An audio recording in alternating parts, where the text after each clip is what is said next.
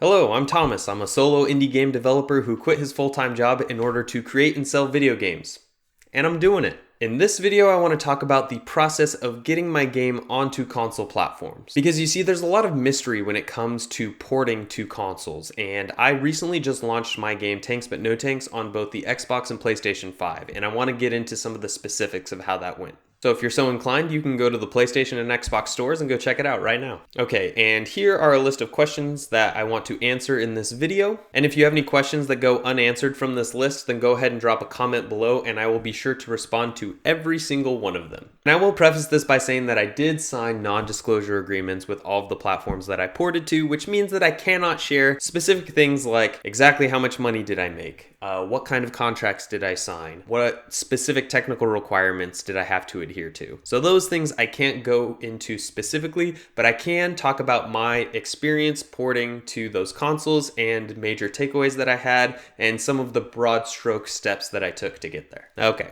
let's jump into it. So the first question is, well, how did the launch go? And when I respond to this question, I think about it in three different categories. The first one is technically. How did it go technically? The good news is that it went flawless. You know, you always have this in the back of your mind, like what if the game launches and it ends up crashing on everybody's computer and I'm forced to put together a day one patch that can fix it all and people are returning the game because it won't run on anybody's machine. And that kind of stuff has a very small chance of actually manifesting because the QA process is so rigorous and thorough, and I did a good job of testing everything on the dev kits and even retail consoles. For those of you who don't know what dev kits are kind of the souped up versions of the consoles that you could buy from the store. So like Microsoft sent me an Xbox dev kit and Sony sent me a PlayStation 5 dev kit, and they allow you to upload games to those consoles. You can modify them and debug stuff, and they have a lot of testing features and stuff like that. So that's what I mean when I say dev kit. Okay, so technically it went great, but what about financially? And I'm going to answer this one in a little more detail when we get down to the question regarding if I thought it was a worthwhile endeavor. But I'll just say right now that I'm very interested to see how the long tail of the sales compares to the launch week, because launch week is one thing and a long tail of sales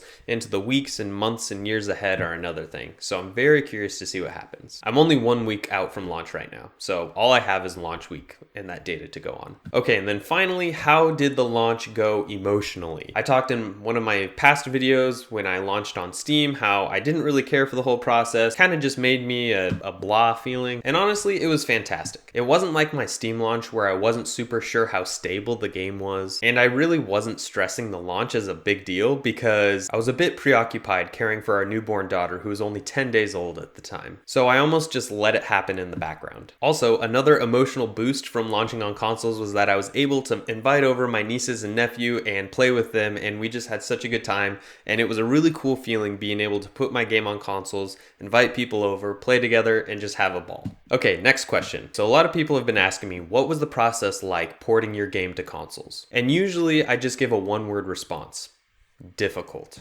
But it wasn't a bad experience. The setup was rough. I had to put together an LLC and do a bunch of business setup stuff. And if you want to hear more about that, you can check out this video or this video wherever it's. And I had to sign like 1 million contracts in order to get on like dozens of different online platforms, get access to this, get access to that, etc., etc. But that was mostly straightforward. Then one day I checked the mail and I saw a couple of big boxes sitting on my front porch. Okay, I didn't find them there. I had to sign for them because they were important. Then one day a few boxes came in the mail and they were my developer kits, and I was so excited for them to get here because it didn't feel real until I started to unbox my PlayStation and Xbox developer kits. It was very cool. I was able to plug them in, get them all set up, do all of the developer thingies that I'm not supposed to talk about, that get everything ready to go. The really difficult part came when I was configuring my game on both of the platform's back-end systems. I spent hours and hours and hours reading documentation, getting confused, learning new terminology that's platform specific, getting acquainted with the publishing pipelines, and finding out how to do specific things by congregating information from online documentation, private forums, opening support tickets, and reading documents included with downloaded packages. It was a mess. I knew it would be daunting, but I didn't realize how non-linear the whole process would be. I wanted to make a giant to-do list, but that was impossible. Everything was independent of each other. Adding stuff to the store page, pricing your game, uploading the actual build of your game, It was all disconnected. But once I realized that I couldn't do this linearly, I actually did a better job once I rearranged my mindset into just trying to absorb as much information as I could and kind of swim through the documentation. And then the big milestone that I got to was after everything was working correctly, I could send my build to Sony and Microsoft and they would QA the game and make sure that everything worked and was running according to all of their specific technical requirements. Between both platforms, I had to submit my game 3 times, so I failed my first submission and then made the necessary changes, but I was actually pretty happy that it only took me 1 extra try. Okay, so the next question is, how long did it take me to port my game onto consoles? In some respects, it took me 4 months, and in other respects, it took me 1 month. Let me explain. Well, I applied to get into these developer programs mid-July, but I didn't start the actual porting process until I was done launching the Steam version of my game, which I launched at the end of September. And my console launches was November 14th, even though everything was actually ready and set up by November 2nd. So end to end, the whole process took me about 4 months, but the time that I actually spent actively porting the games was a little over a month. So your results may vary, but 1 month turned into 4 because of the communication, the getting access to things, the signing contracts, the back and forth, and all of that jazz. And the fact that I was still actively working on the Steam version of my game. I'll also note that once I started working with the dev kits, the amount of time that it took me on both systems to get the game actively running on the dev kit was about 2 weeks. My guess and my hope moving forward is that I'll be able to port future games to consoles in about 1 month's time now that I have all of the front-loaded work done. Okay, so next question. How hard was it really to put your game on consoles? Very hard. Nah, it was really hard, but I think it was just difficult because it was the first time that I had done it. I think the next time that I'm gonna do it, it'll be 10 times easier. It's just like anything else. The first step is always the hardest. Okay, so here's probably the $1,000,000 question. Was it worth it to put all of that time and energy into porting my indie game onto Xbox and PlayStation? In short, absolutely. Let me tell you why. I learned a ton, I established pathways for me to create revenue in the future, I multiplied my game's exposure, I made some money, and I added an amazing skill to my resume.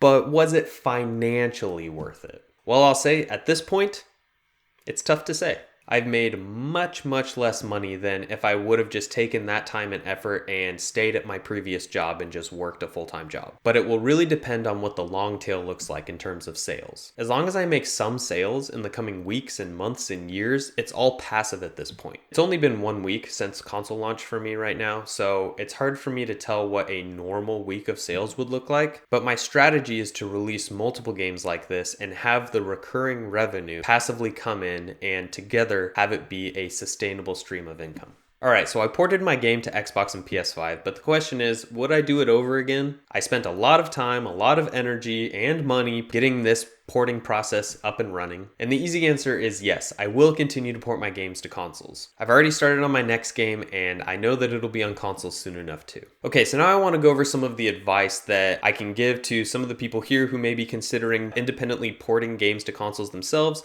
or maybe something that I could have advised myself just a few months ago. My advice for people that want to port their own indie games to consoles is this. First, make sure that you have time. It took me about 4 months in total to port my indie game, but 1 month actively spent porting it full time. Second, publish other places than consoles first. Start with itch.io because it's the easiest. Then do Steam, then try Google Play, then try iOS mobile markets. And that's an increasing difficulty, and you will get more acquainted with the publishing process on all of those platforms. I've published on all of those platforms, and that's how I would rank the difficulty for them. But consoles is by far the hardest. Third is to do one console at a time. I started with PlayStation, and then I got through all of that, and then I started on Xbox and went through all of that, and then I launched them simultaneously. The fourth one is don't give up.